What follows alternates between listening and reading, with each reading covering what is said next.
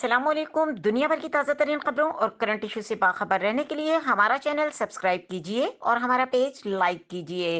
वजीर आजम इमरान खान ने कहा है कि श्रीलंकन मैनेजर को जिंदा जलाने का वाकया पाकिस्तान के लिए शर्म का दिन है।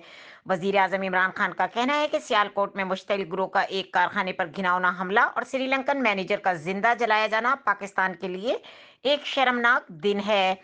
अपने बयान में वजीर आजम इमरान खान ने कहा कि मैं खुद तहकीकात की निगरानी कर रहा हूं और दो टोक अंदाज में वाजा कर दूं कि जिम्मेदारों को कड़ी सजाएं दी जाएंगी। श्रीलंकन मैनेजर को जिंदा जलाने के वाक़े को पाकिस्तान के लिए शर्म का दिन करार दिया। सियालकोट में गैर मुल्की मैनेजर को मुबैना तौर पर मजहबी जज्बात मजरू करने पर कत्ल कर दिया गया। इमरान खान ने कहा कि वाक़े में मुलव्वस अफराद को काबू कानून के मुताबिक सख्त से सख्त सजा दी जाएगी। वजीर आजम ने कहा कि मुलजिमान की गिरफ्तारियों का सिलसिला जारी है। वाज़ा रहे कि सियालकोट में निजी फैक्ट्री का श्रीलंकन मैनेजर फैक्ट्री मुलाजमीन के तशद्दुद से हलाक हो गया। मुश्तइल अफराद ने लाश को सड़क पर घसीटा और आग लगा दी। हसन खावर ने कहा कि इस वाक़े पर पुलिस की गफलत नजर आई तो कार्रवाई करेंगे। मुश्तइल अफराद का दावा है कि मकतूल ने मुबैना तौर पर मजहबी जज्बात मजरू किए थे।